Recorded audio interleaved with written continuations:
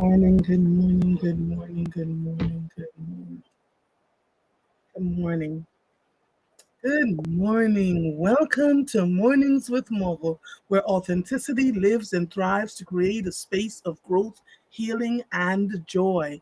I am your host, Andrea Lawful Sanders, and each day we will cover the topics that are informative and engaging while learning from each other. Good morning to each and every one of you. So there's a couple of things that's going to happen today. This morning from 6:30 to 7, if you give me about 5 minutes, you can start to call in. The phone number is 215-400-0146. It's on my Facebook page. It is on this on YouTube. So you look in the chat, you will see it. Good morning, Laura, and we'll put it over here on Instagram. I also need to let you know that I have a guest at 7 a.m. So, we got to get this in from 6:30 to 7. And this morning, it is season 3, episode 4 of the A.Lawful Truth podcast. It is Sarcoma Awareness Month.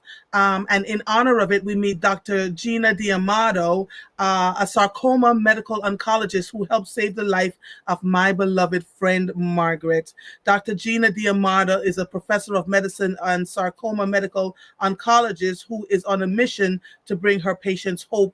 This is no easy feat, as there are 100 plus kinds of sarcoma, and it's a rare cancer of the bones or soft tissue, and key factors that make it hard to detect and diagnose. When my friend Margaret was diagnosed with leiomyosarcoma, Dr. D'Amato was a saving grace. Dr. D'Amato shares her journey into oncology, as well as insights on the cause, symptoms, and survival cases rates of sarcoma, emphasizing the role of genetics and environmental factors.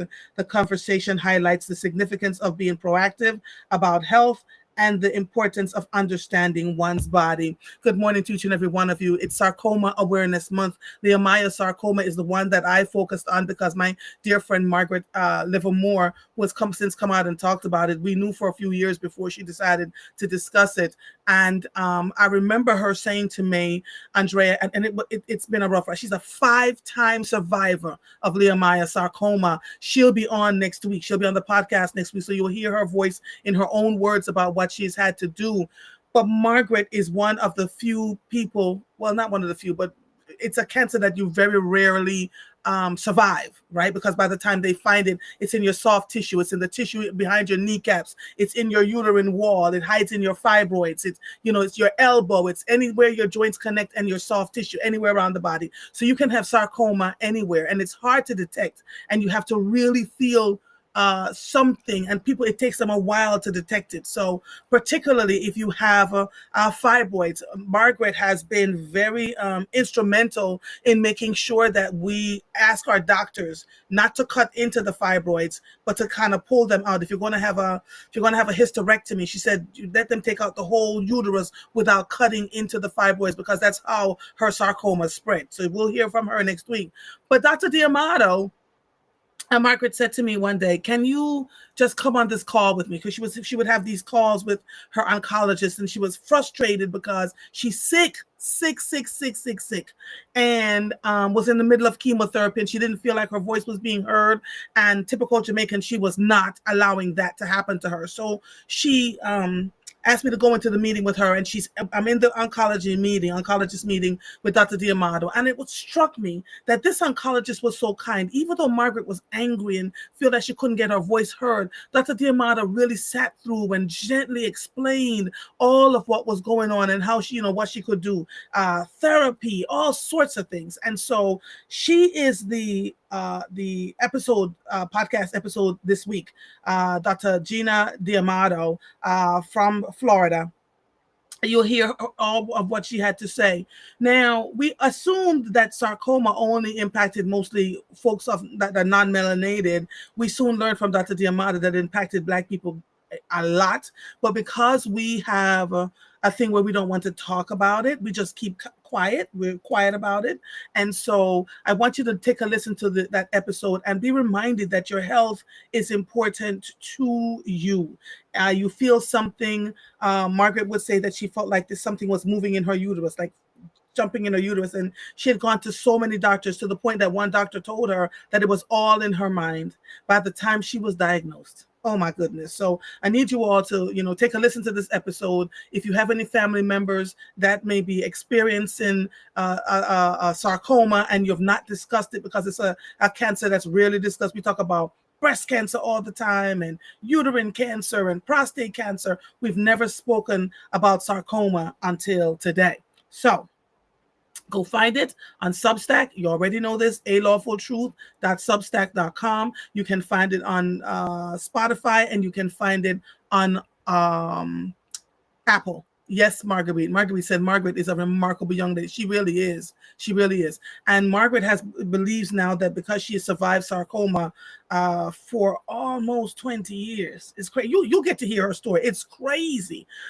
She now then helps people who have been newly diagnosed, people all around the country. 35-year-old sister in Connecticut who they told they couldn't do anything else to help her. Another woman in Florida that Margaret, her husband just called and said, they just put her on hospice. And Margaret is, there's this survivor's remorse. Like, I'm surviving this. It's hard as hell. And I'm trying not to get into her whole story because I need her to tell you what she's available. It's available on all platforms right now. The producer is Sarita Martin, and the editor is Eric Nixon. I cannot thank them both enough because they're both ears in these episodes that I'm recording so that you can get the best possible outcome from them.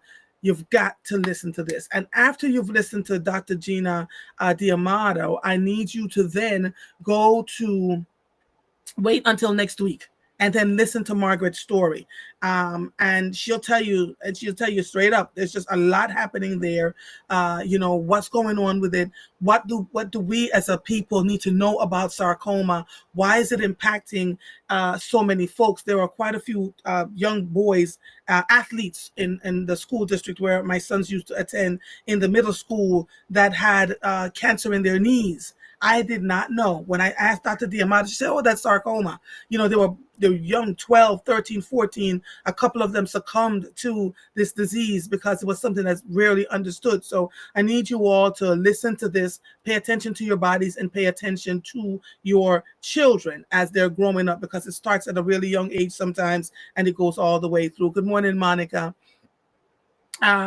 So there's that.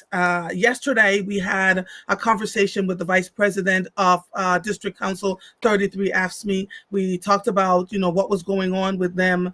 And it was a really good interview. You all were engaged. And so this morning I want to give you an opportunity to call in 215-400-0146 so that you can talk to me. Tell me what you're thinking about the strike that's now going on in 215-400-0146. That's now happening in Philadelphia. How is it impacting you, Marguerite, you in particular? Because there was so much happening there, right? Monica says, Monica says, see, this is why I can't miss a morning with Mother. I've never heard of this before. Amazing. I can't wait to hear this. Please do, and take a deep look. There are people, I believe, that have died of sarcoma that were not diagnosed properly. So I want you to hear, and it's hard, right? Like when things are going on. So I'm going to be incredibly transparent with all of you. I had a mammogram in 2020, just before the pandemic. And then in 2020,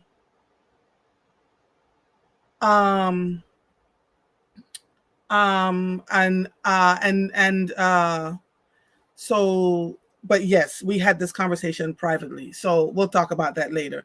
And then I think it was 2021. I had a mammogram, and then I didn't have a mammogram after that because I had been going through, it was hard to get through to my OBGYN. I was making all sorts of excuses about why I couldn't go. I've been talking to my friend Denise. I asked Tia to follow me, go. I just had this feeling that, I didn't want to know what I didn't want to know. And I'm sharing all of this with you, again, incredibly transparently, because I want you to hear what I'm saying. Let me tell you why I was not going. I kept having this pain in my breast. Like there was this pain radiating through my breast. And even though I had gone to the OBGYN and they found no evidence of lumps anywhere, I was afraid something was going on. So anyway, I went a couple of weeks ago, finally, and the woman, I cried. The woman was so rough. And I remember calling my sisters and saying, oh my God. So I sat around and waited, they put it in my chart and I didn't look. And then I got a letter from them on Saturday that says, we're pleased to inform you that you have no evidence of breast cancer anywhere. This could have been a different story. It could have been. So I need you all to just go and get your mammograms done. Go get your OBGYN, get your pap smears, go get your colonoscopies, especially as we age, right? If and it's difficult. There are people who don't have health insurance. I do not want that to stop you. I need you to go to the clinics. There are at least 13 to 15 clinics. I've done interviews with the Department of Health. There are 13 to 15 clinics in Philadelphia itself. And so if you can't afford to go to a doctor, a regular doctor, the clinics will take you sight unseen. So please do that. Don't be my example. I find that it is incredibly difficult as we're navigating through all the stuff that's going on, that we let our minds tell us that things are going to be okay. They're not going to be okay. And out of that fear, we don't move and do what we're supposed to do. So please go. Please. Good morning, Viola. Beatrice, good morning. Good morning to all of you. So I have a guest. I haven't, wait. I just want to make sure because, you could be calling me and I don't even know. All right, let's see. 215-400-01. Somebody just call me. Call me back, please. Somebody did call me. Whoever just call me back, please. I'm sorry. I missed that whole phone call. Talking to all of you. So Marguerite, you were the one specifically because you put a message in the chat yesterday that I did not see because there were so many messages coming through as I was talking to Antoine Little from District Council 33. Amazing stuff going on. As I am waiting for these phone calls, 215-400-0146, let me... Angela says she gets a mammogram done every year like clockwork around her birthday. It's a gift to herself, as you should, my sister. You should. Don't follow my example. I gave you my example because there was just so many things going on and I made the excuse. And so that's not a good thing. Every time, and don't wait until the yearly exam to have the conversation. If you feel something wrong with your body, the OBGYN did say to me, it's probably from your being menopausal because menopausal women get painful breasts. Like, it's crazy. And I was like, well, what's wrong? She said, well, I'm feeling all around and I don't feel any lumps anywhere. So I believe you're okay, but go get your mammogram, Andrea. Every year she goes, go get your mammogram. And so I finally went and got my mammogram done. So don't be my example. Viola said I had a DEXA scan, a cardiac test, echo. Yeah, all of those things. As you get older, those are the things that you need to do. All right, don't forget season 3, episode 4, Sarcoma Awareness Month. Good morning. Welcome to Mornings with Mova. How may I help you? Good morning, Mother. How are you this morning? I am good, Marguerite. Good morning, my sister. Forgive me. Yesterday, I completely forgot, didn't see your message. What happened while we were discussing with District Council 33 about the strike? Well, thank you so much for letting me share. I put it on my Facebook page yesterday, but I am a proponent of District Council 33 because my husband was a member and absolutely was behind the union for 29 years. And, when we were married, he made less than $50,000 each year. He had 2.5 years of college and he was a supervisor, but the pay just was never enough. And so I understand, what's happening with the people that are protesting and standing on the line and striking. I so understand it and I so support them getting a livable wage. But I also know know that we, the community, are also struggling. As I was mentioning yesterday, I have a cousin, 62 years old, who passed away last week, the first day of the strike, and his body is still not processed.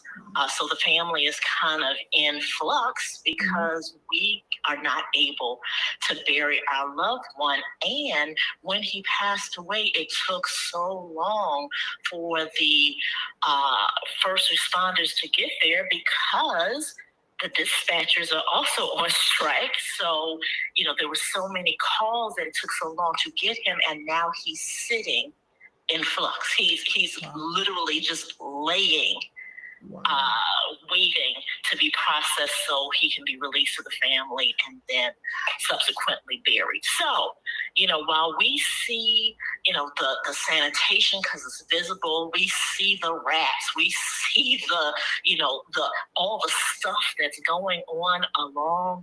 Understand it's not just sanitation, it's the librarians, it's the crossing guards. There are pools that are not open. It's the people that are at, the medical examiner's office.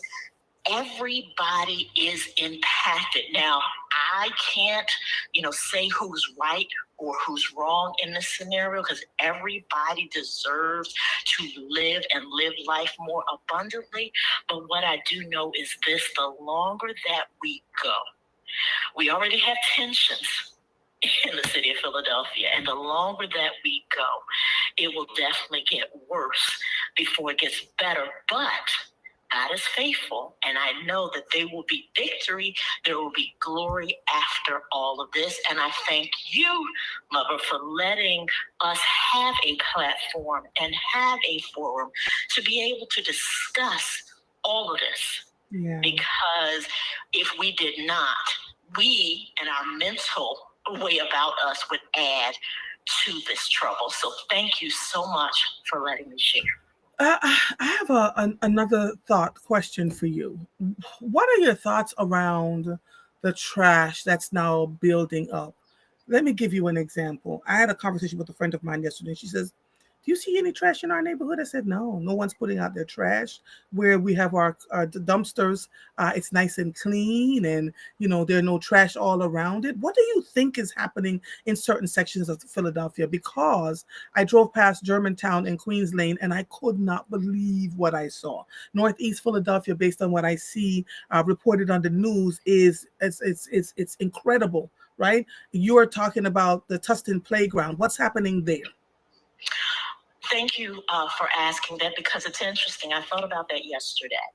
My particular block, there's no trash on my particular block, and I live in Overbrook. No trash on my block. Nobody has anything sitting on the curb.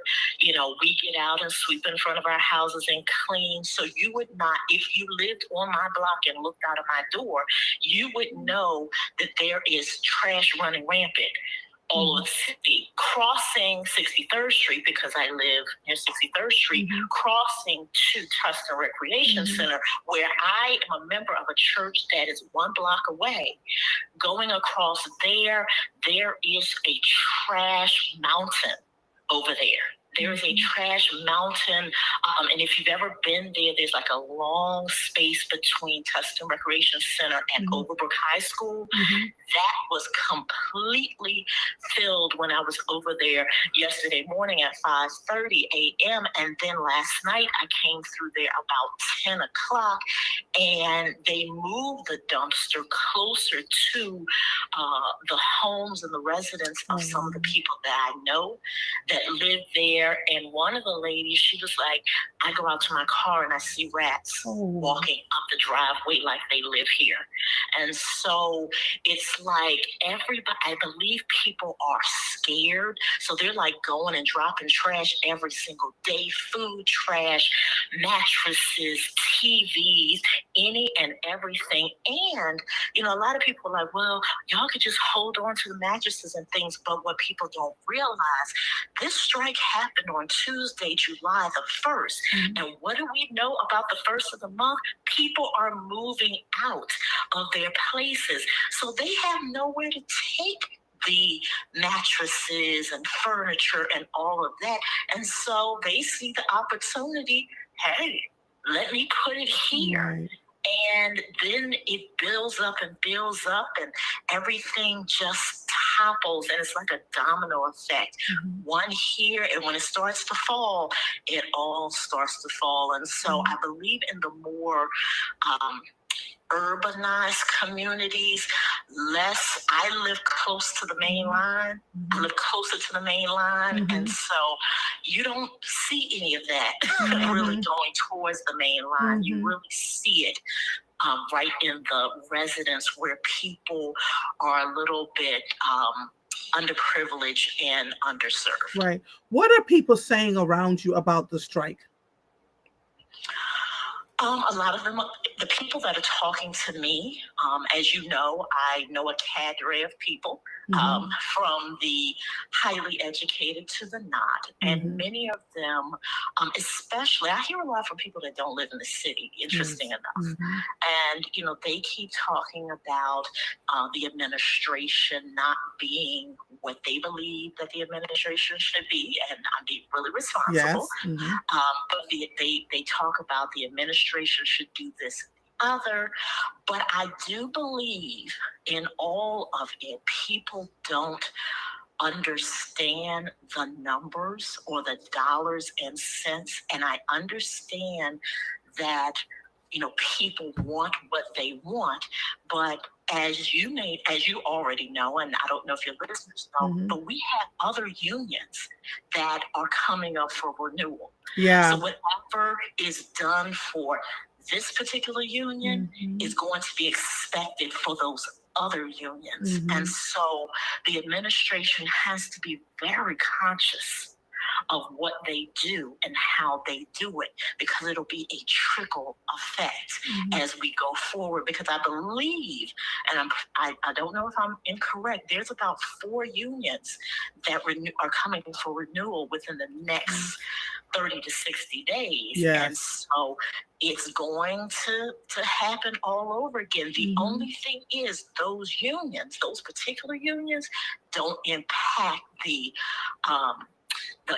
humanness, like the trash and you know, those kind of things. So it's going to be an interesting next 30, 60, 90 days. Yeah, I agree. There is a conversation being had about 47, and that we're to watch them this week to see what's going on. So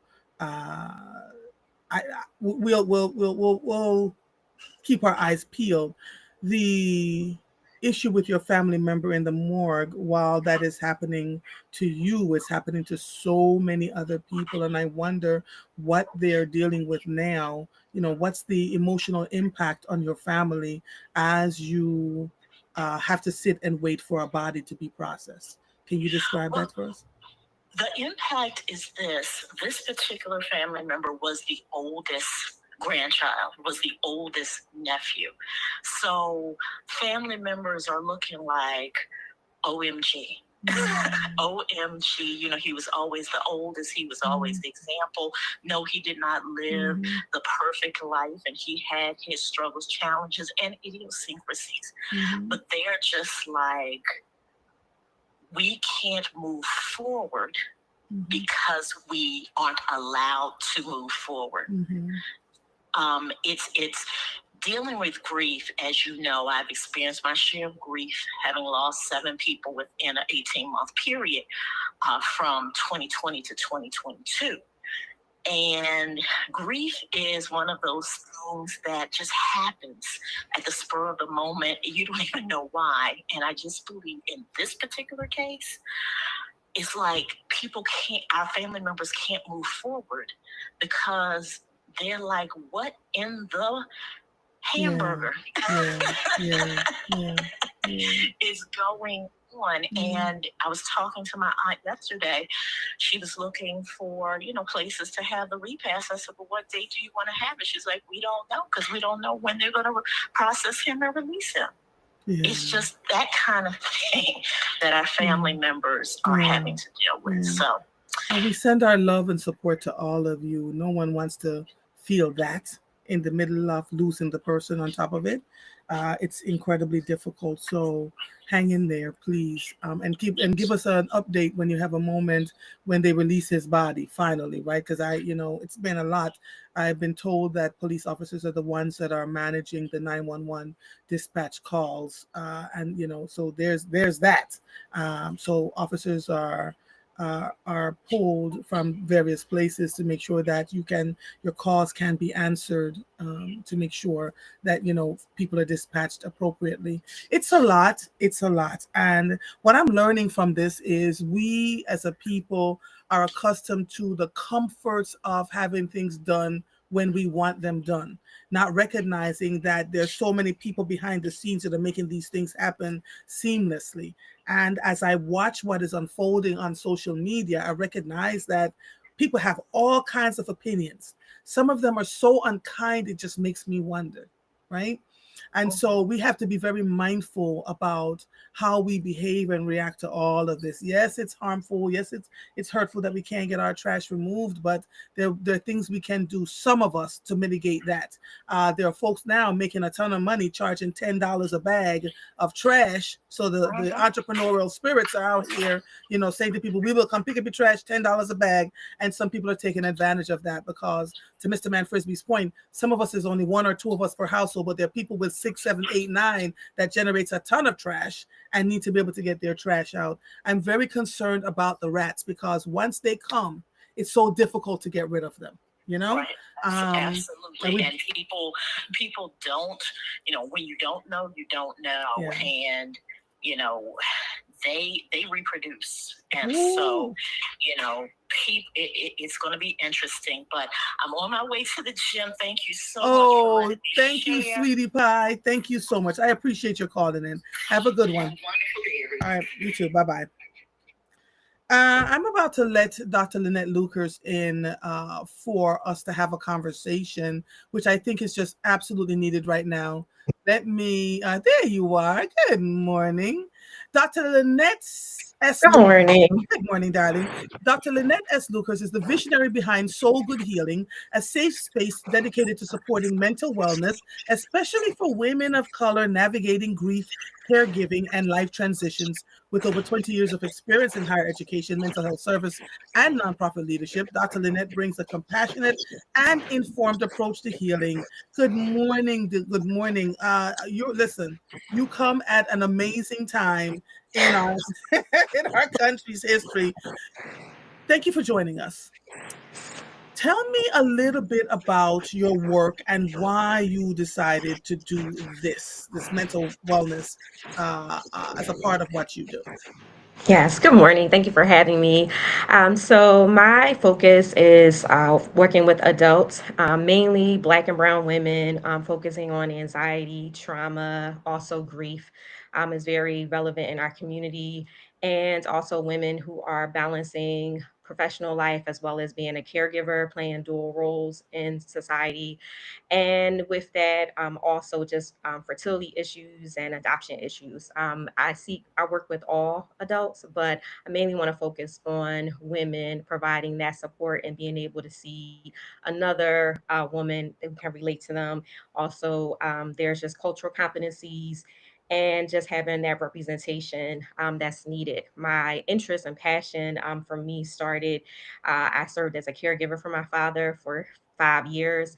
And that was a dual role for me as a professional and also being a caregiver to my father in my 30s, and no one could really relate to me. And sometimes individuals think being a caregiver occurs later on in life. So when you're the only one in your circle, finding that connection is so important. And that mental wellness piece is key in helping you to stay balanced. Yeah. Uh, and your focus is on women. Yes, yes. Lord, I need to come sit in your chair. And we deal with so many challenges, and the different roles that we play. There are so many. Many of us are caring for aging parents. They'll start to tell you about that. Caring for aging parents, trying to navigate what that looks like. I was having a conversation with my sisters the other day about our father, whose Social Security in this new government has been slashed. Mhm. And so we had to have a conversation about that. What does that look like for him? He's not asking for anything, but we're making sure that we give him Yep. while we're taking care of our families, while we're Mhm. managing our aging ourselves. Not an easy thing to do. But I also want you to focus a little bit on fertility issues, because I did a show, I think it was a podcast episode about a woman. Yes, it's season 2.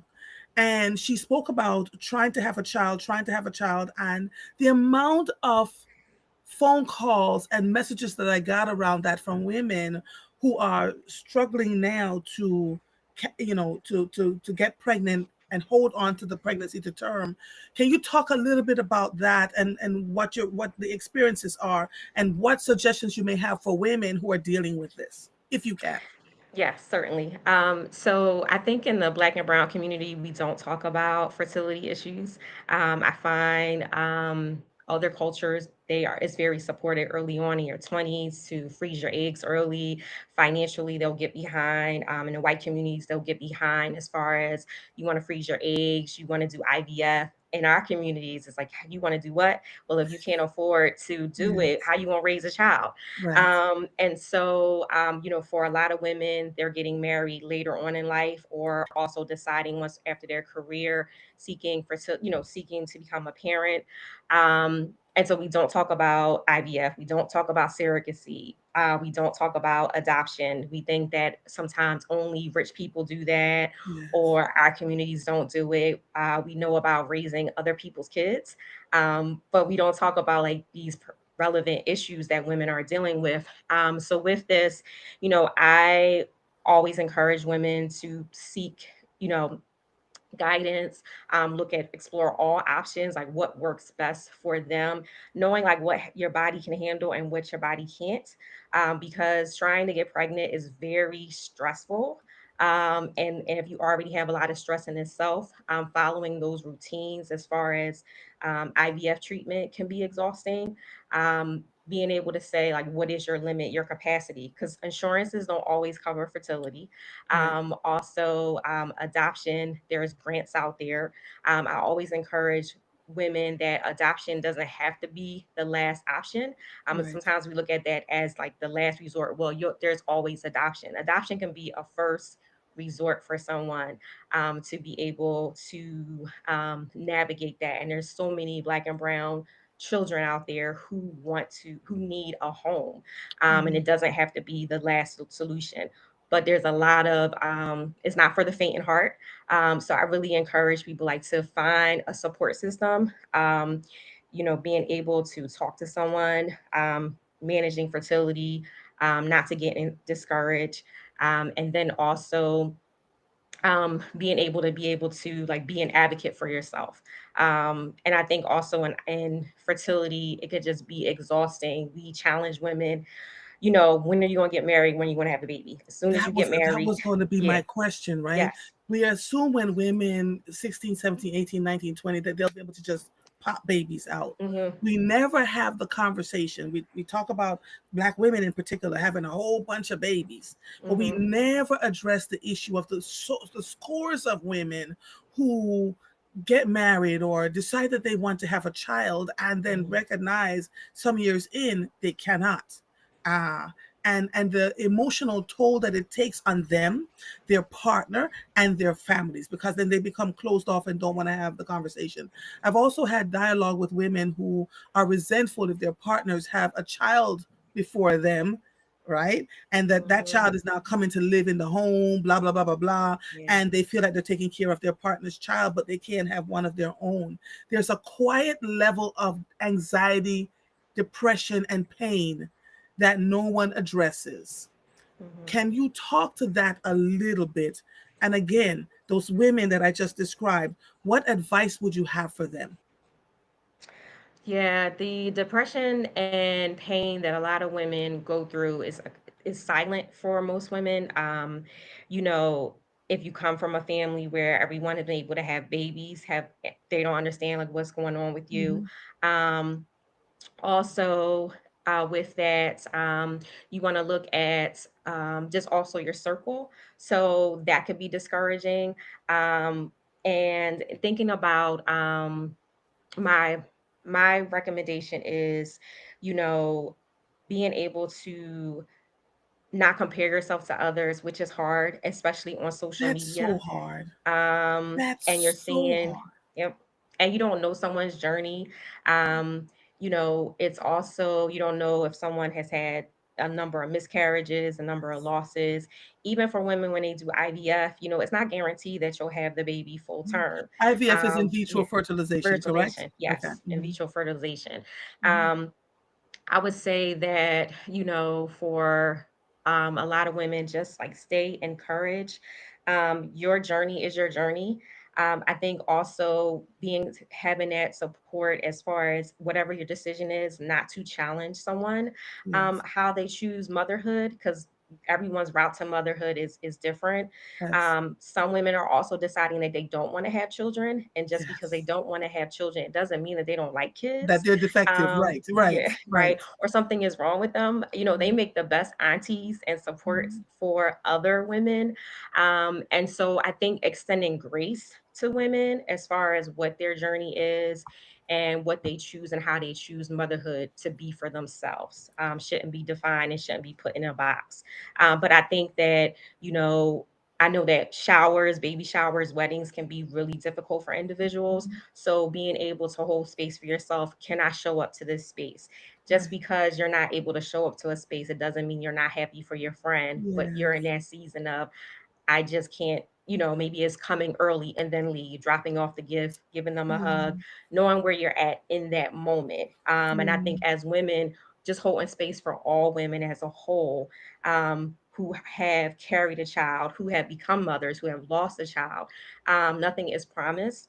And so I think just extending that grace to women and to yourself. Yeah. It's so funny. We move through life in a almost in an automatic way.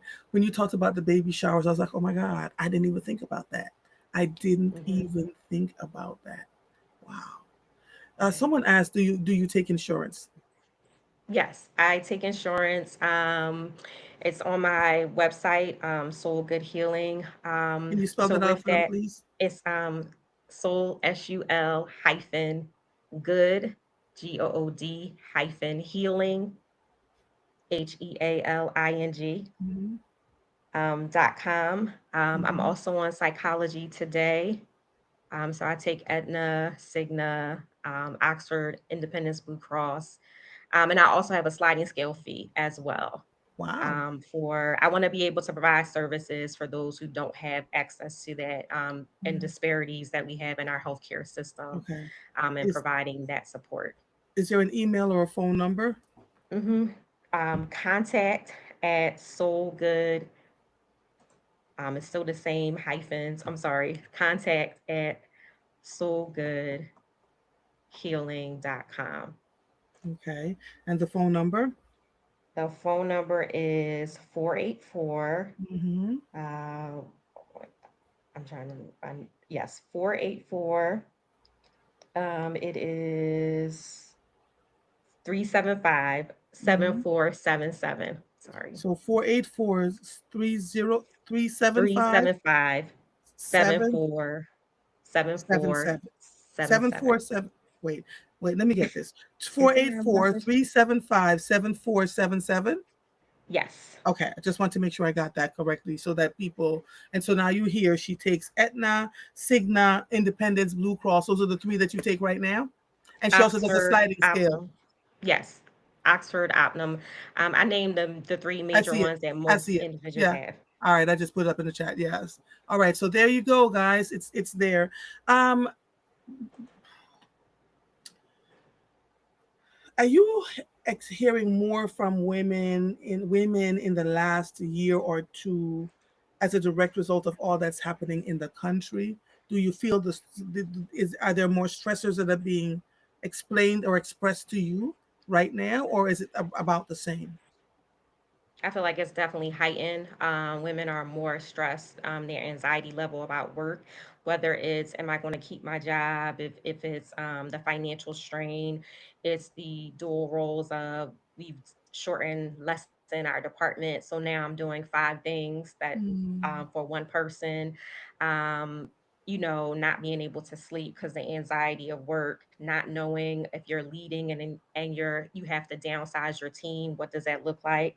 When individuals financial background and they have children, people who are losing their jobs right now and their children are about to start college in the next month. So you had a plan. So now Mhm. what? Those stressors are really key for women. I'm definitely seeing more women who have reached out to me and say, well, I have to cancel my session because I'm in the hospital, not in having a crisis, but their body is just shutting down, and they're not able to bounce back. I also just want to be mindful of people struggle in the summertime. For individuals who may not always, people tend to, if they already have a therapist, they fall off in the summer sometimes because Mhm. I'm living my best life. I'm going on vacation. The sun is out. I have vitamin D. I'm okay. And then they crash and they hit a wall come September. And so they're trying to get back on track. And then there are individuals who suffer from seasonal affective disorder in the summer. It's a small I did percentage not of those know that. individuals. Yeah, because you think about the summertime, you think about our bodies, especially for us. Sometimes we respond off of temperature, right? And so it's kind of considered kind of like summer blues.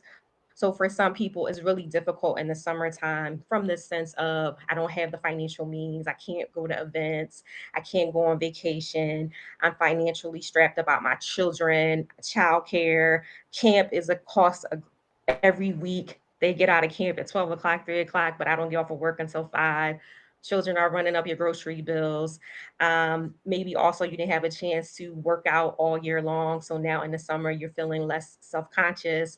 The temperature, you don't have AC, a fan, Lord. it impacts your mood. Also, some of the medications that we are on are heat Mhm. intolerant. So Mhm. some ADHD medications, some of the Yes. antihistamines and And the medication, antidepressants. yes, and the medication for hypertension.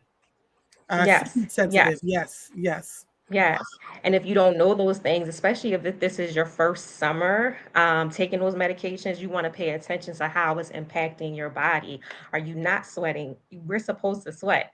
Are you dehydrated? What are those symptoms that are impacting your body? And you may notice just thinking about your circle, those individuals who go into hibernation, like they don't talk to anybody, they Oh go my in gosh. isolation in the Yes. summer. You have some that go into isolation in the fall and the spring, but this usually happens about the end of spring, summer months.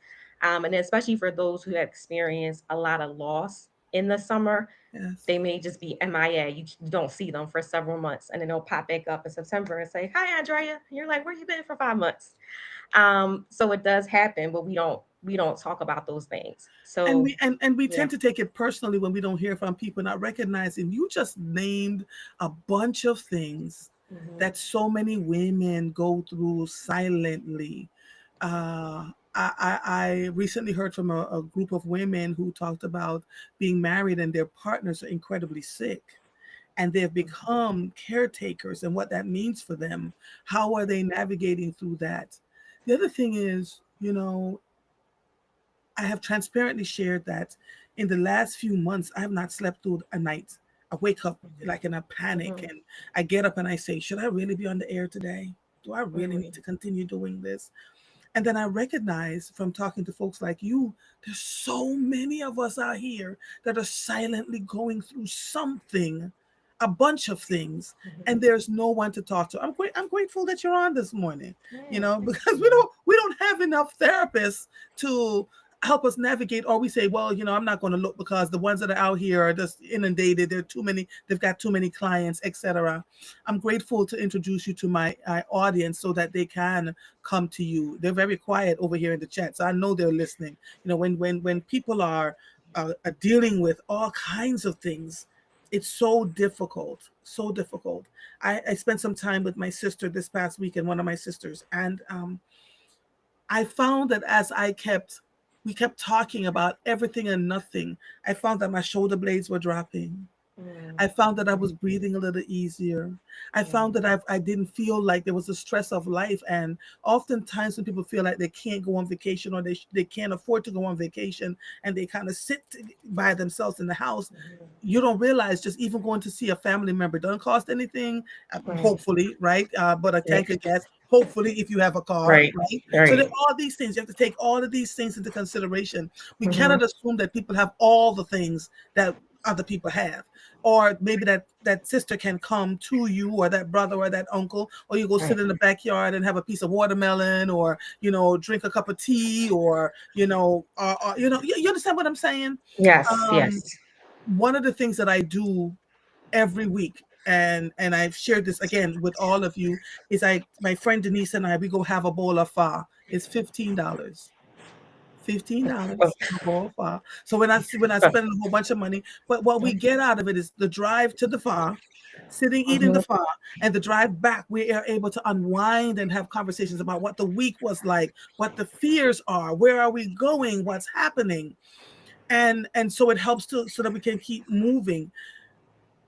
When people Dr. Lucas, I don't even know where to go with this because there's so much going on at one time. Mhm. What would you suggest for people who are dealing with everything you just described?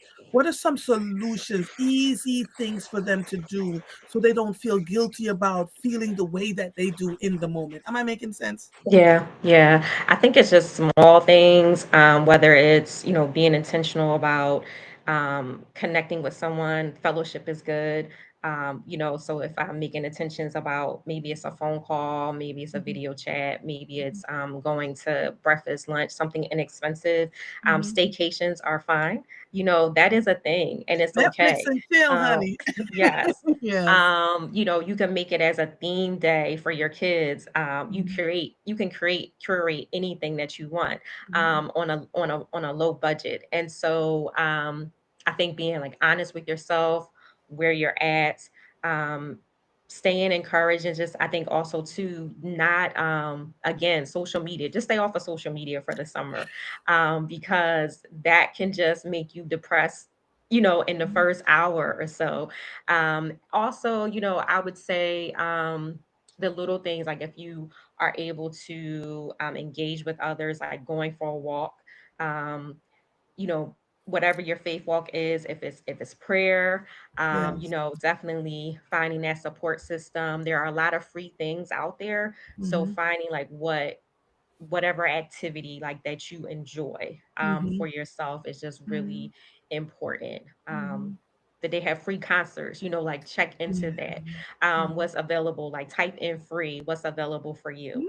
Mm. And then just seek whatever like services. If you also don't have insurance, I want to encourage people, if you're working, your employer should have EAP, employee assistance Assistance program, where at program. least Yeah. you can do 4 to 6 free sessions that may be able to help you to get through that Mhm, season, mhm, something as a jump starter for mhm, you, to be mhm, able to utilize some coping skills for yourself and even mhm. for your family.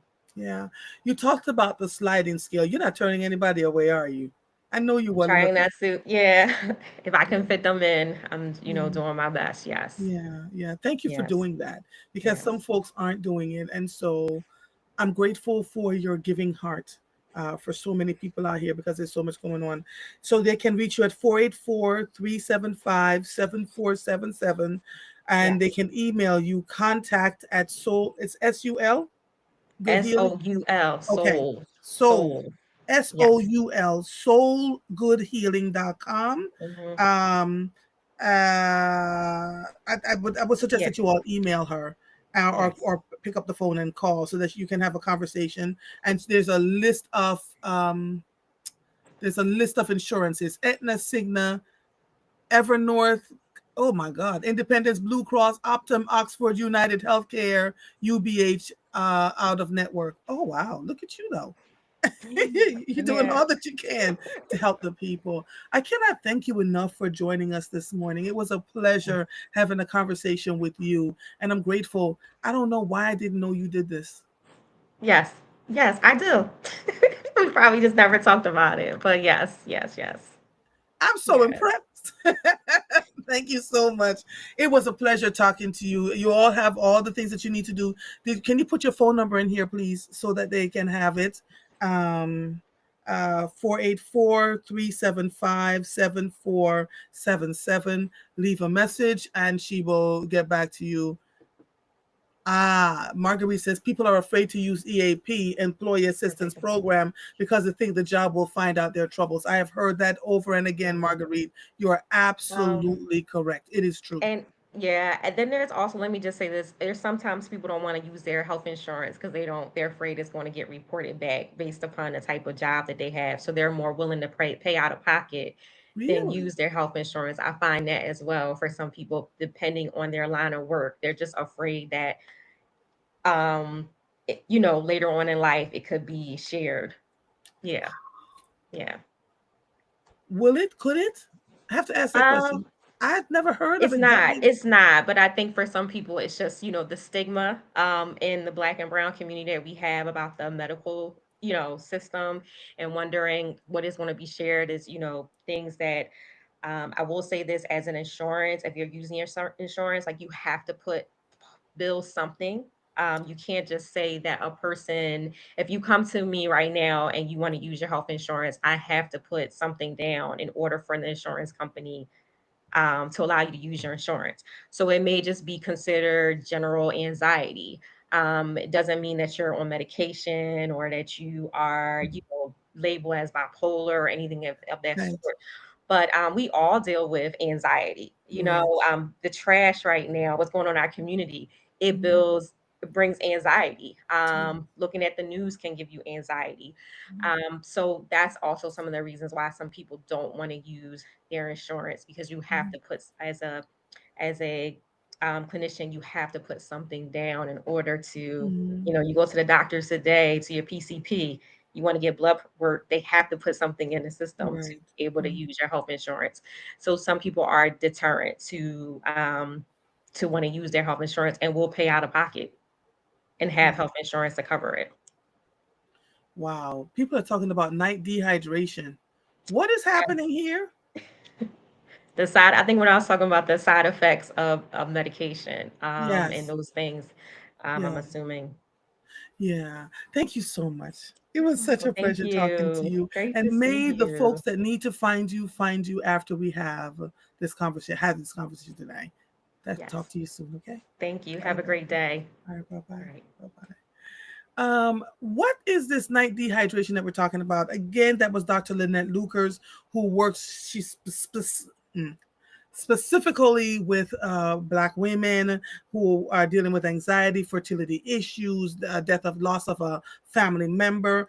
You can contact her, email her, contact at soulgoodhealing.com, and call her at 484-375-7477. She accepts quite a few insurances, and she also will work with you on a sliding scale depending on what you can afford to pay. So she's removing all the barriers for you as best as she can. Now remember, she's one person, so reach out to her however she can support you and have conversations with you about your healing. She absolutely will. I'm grateful to have had the conversation. Listen, Alexandra, let me tell you something.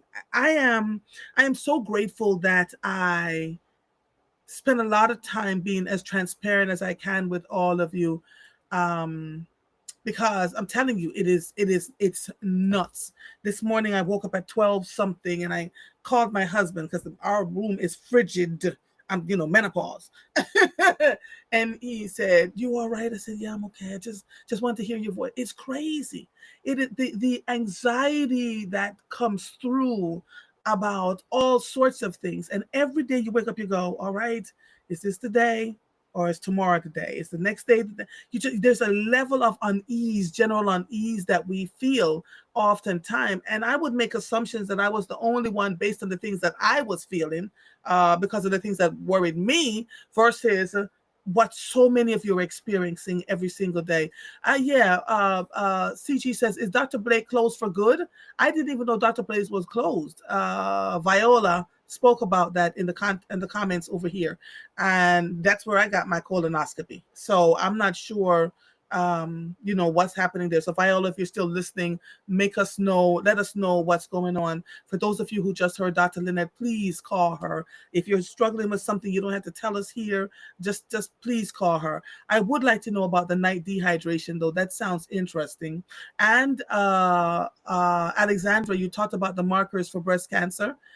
talk to me a little bit more about that too, please. You have 5 minutes if you either want to call in or text it in the comments. I'm happy to do it. Hey, Taryn. Let's see. Alexander says more overnight dehydration for menopause, and now my hypertension medicine will knock you out. Wow. So thank the Lord that is not something that I am dealing with, but probably because I drink over a gallon of water each day. I just love water. So let me see. Somebody's calling. Good morning. Welcome to Mornings with Mova. How may I help you? Good morning, Andrea. This is Viola. Hi, Viola. Spoke with Dr. Blake's sister in his office maybe over a month ago because I was in need of my colonoscopy that I paid for out of cash, but I lost it, but it's okay. So I need another gastro doctor. What happened? Why is he gone forever? I think he's sick. Oh. I think he's sick. She wouldn't say, but before he came back after being ill, he had colon cancer. I did not know that. And so he came back to work, and he explained it on one of his shows on Word. What had colon cancer. What year was this that he had colon cancer? Do you remember? It had to be maybe in, let me see, this is 25, so it might have been in 23, because he said he had just had a colonoscopy. He had been checked himself. And I said, dang, he checked himself and found out like 6 months later that he had colon cancer. Wow. So I believe that is possibly, she was very sad in talking, but I believe that it may have been, his illness that might have came back. It is so weird that the very profession that we have is the thing that comes back to us. I always worry about oncologists because they're dealing with cancer all day long. That what so does the mind go, so does the body. I'm wondering because Dr. Blake was the vision of health. Oh my gosh, that man! The last time I saw him, he was very frail. Really? Yes, he was very frail. Oh. Yeah, so I was very sad. So I'm waiting for her to send me all of my, my package of things that, I had done at his office so that I could take him to another gastro. So I know you have another black gastro somewhere on your list. I'm about to find it. Dr. Blake was mine. You remember when I went to him and had my colonoscopy done and I did it while I was awake? Everybody was like, what the? Are you crazy? I did. I did the hydro cleanse. Yeah, I did the hydro cleanse too, and then did it while I was awake. And then he showed me my colon clean and pink. He said, you must drink a ton of water. I said, I do. So, okay. All right. I'm in Philly, okay. And I have to pick up my friend from Germany. Mm-hmm. Her sister is coming in from Germany, and she'll be here a month, and I'm using her transportation when she comes in. So that's why I'm here. Then I had 2 doctor's appointments yesterday. Yeah. So, I'm at Jefferson also. But, even when Dr. Mitchell passed away, from Jefferson, Dr. What's her, Ethel Mitchell. Yes. She passed away. Yes, I remember. Yes, about a month after I had interviewed her, she passed away. Yes. And she had been an E9. Yeah. So I, thought that I'd put that out there because, his office is just there. So I don't know whether it would be great if someone else could move into that spot. Yes. Because he had a fantastic office. Well, we wish him. I wish him all the best. I'm so grateful for all that he has done for so many of us because so many of us did not want to get colonoscopies, right? And when we're told at 50 that it's the thing that we're supposed to do, we were just like, I went and researched and found Dr. Blake, and went and had my colonoscopy there. So I do wish him all the best. I need to go get my files too, now that you're letting me know, because I need to take it to someone else to say, I did get a colonoscopy. He told me I didn't have to do one for another 10 years. So I want to make sure. But thank you, Viola. I got to get off the air now, but thank you, my darling. All right. Bye-bye. So long, everyone. All right. Bye-bye, honey. Bye-bye. Thank you all. Season 3, episode 4 is now officially out. It's Sarcoma Awareness Month. I have Dr. Gina D'Amato, a top oncologist in the country. She's in Florida, and you can listen to her about sarcomas. There are 100 plus of them out here. Please listen to the episode. And then next week, we'll have Margaret Livermore, my dear friend, who was the reason why I interviewed Dr. D'Amato around sarcomas, because there was so little that we understood about it. You can find it on Substack at A.LawfulTruth.substack.com. You can find it on Spotify, and you can find it on Apple. Please subscribe to Substack if you are so inclined. It's $8 a month. You can subscribe for free, but you can also subscribe for $8 a month or $80 a year, so we can continue to do the work that we are doing. I so appreciate each and every one of you. Have a happy Tuesday as best as you can. The dew point is incredibly high. You can feel the soupiness in the air. Drink water, stay as cool as you possibly can, and show kindness wherever you go. This episode of Mornings with Mova is officially over. I am Andrea Lawful Sanders. I'll see you when I see you. Bye, everybody. Bye-bye.